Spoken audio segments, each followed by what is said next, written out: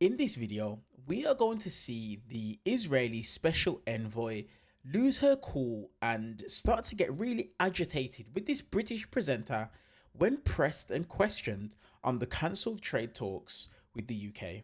As usual, let's watch this video in full and then I'll briefly give you guys my thoughts towards the end. 03456060973. Fleur Hassan Naoum is Israel's special envoy for trade and innovation and former deputy mayor of Jerusalem. Thank you very much indeed for coming on the programme. Your reaction to the UK government suspending the trade negotiations? It's a shame that they've politicised a war that we didn't start, a defensive war. We didn't want any of this. We had tried. We've had 5 wars with Gaza, all of them started by them. We left Gaza in 2005. A few months before October 7th, we'd issued 20,000 work permits for Gazans, and unfortunately they used that to reconnaissance houses, to burn people, rape women, and basically undergo a massacre, and that's what happened on October 7th. Now, what is a country supposed to do? A country can't. I'm afraid a country cannot deprive innocent people, particularly civilians, food and water. Right. Can't do it. You're right, but let me tell you the dilemma that Israel is in. Let me share with you that dilemma. We had a ceasefire a few months ago, and lots of food and water flooded into the Gaza Strip. In fact, by any estimation, they should have had food and water till July. But what happens? Hamas steals the aid and then sells it to people at a premium. And with that money, they continue to fund the terrorism against our soldiers. So we're in a catch-22 because we let the aid in like we've been doing the whole time, and Hamas used that as the mechanism to keep funding the war. So instead, what we try to do is the aid flooded in for a month and a half, and that was supposed to be enough, and Hamas stole the aid. So what are we doing right now with the Americans? We're setting up humanitarian zones where families can come and get their food and water, and we can prove that they're getting it and not Hamas is getting it and selling it at a premium, because that's what's been going on. The aid agencies say there is limited evidence that they have seen for Hamas stealing enough of the aid to make it a viable method to raise funds for the effort to bomb Israel or fire rockets into Israel. The ceasefire agreement which you describe was not, I don't think, the reason given for breaking it, as Israel did, was because Hamas was able to fund itself through collecting this aid. Israel broke that ceasefire agreement. And it still is not a justification for not allowing that aid into innocent people, particularly when the humanitarian agencies themselves say, we can guarantee that this doesn't get to Hamas.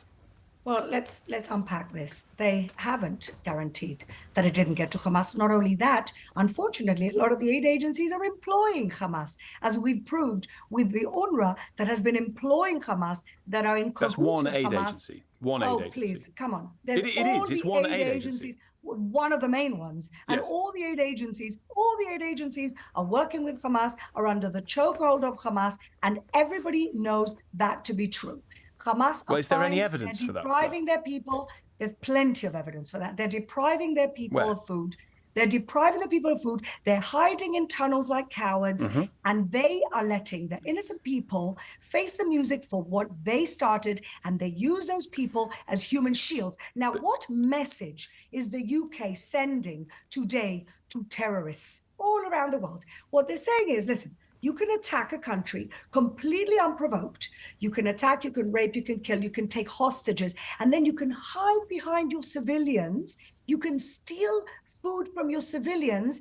And in fact, it's the country that was attacked that are going to get sanctioned. It's a bad message for the rest of the world. The message that Israel might be sending. Encouraging terrorism all around the world, because the encouragement of terrorism might also be, if I may, Fleur, just for a moment. No, just if I may for a moment, Fleur.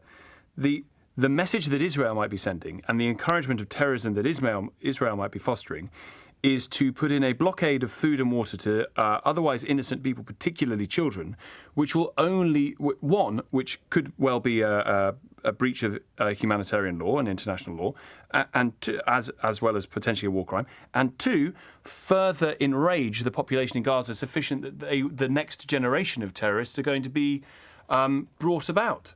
I don't buy that anymore. The next generation of terrorists are brought about by the indoctrination that was funded by the educational system that UK also helped to fund. I met with many, many leaders in your country, and I said to them, look, you're taking us further away from peace, from funding a curriculum of hatred rather than closer to peace. That's what's going on here. Ultimately, there is food aids going in. Today there were trucks going in, but we have to be efficient with that aid. What does that mean? If we let that aid get into the hands of terrorists, then we've done nothing for the local population.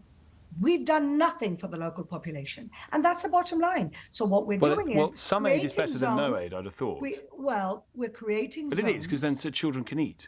Do you think that it's okay for Hamas to be selling and profiting from selling aid to the parents of those children that Absolutely at this point may not afford it? But I think it's worse. I think it's worse to have children not have anything to eat. You're 100% correct. But these children weren't getting the aid because Hamas was stealing it. Hamas were taking trucks and drivers at gunpoint. Why would Israel act in the way that Hamas is acting by not giving that aid to those children? Why would Israel do a similar thing by not allowing any aid in for 11 weeks? We're trying. You're correct, but we're trying a new mechanism. And the new mechanism is not just letting the trucks go in and God knows what happens to them, which is what was happening up to now. We are letting the trucks go in. We have Americans on the ground. We've just had lots of American private companies come into the ground. They're going to be controlling the aid. They're going to be seeing the ID of people collecting the aid to make sure they're not terrorists. That's what's happening from now on. Right. Because otherwise, we're in a catch-22 where we are funding the enemies that are attacking us. I've got to leave it there.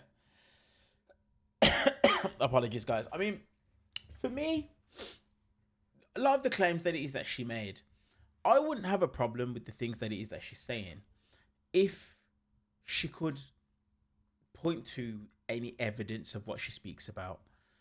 Like the interviewer, the reporter said earlier on, you can't just throw things out there and just imagine that they're true. That can't be the case. For things to work in the way that they're meant to work, you need to have facts and whatnot backing up what it is that you're saying. You can't just throw things out there and just believe that, yeah, you should believe what it is that I say simply because of the fact that I said it. That's not the way that it is that things work. But as usual, it's always interesting to hear your guys' thoughts and your guys' opinions in regards to this, in regards to what it is that we heard and that it is that we've seen. Let me know your guys' thoughts in the comment section down below. What do you guys think about the UK's cancelled trade talks with Israel? And while you're down there, if you're brand new to the channel, hit that subscribe button and turn on the bell notification so that you get updated every single time we upload a brand new video. I appreciate you guys, and thank you guys for locking in with me and staying tuned and listening to this clip as well. I appreciate you guys, and I'll see you guys in the next one.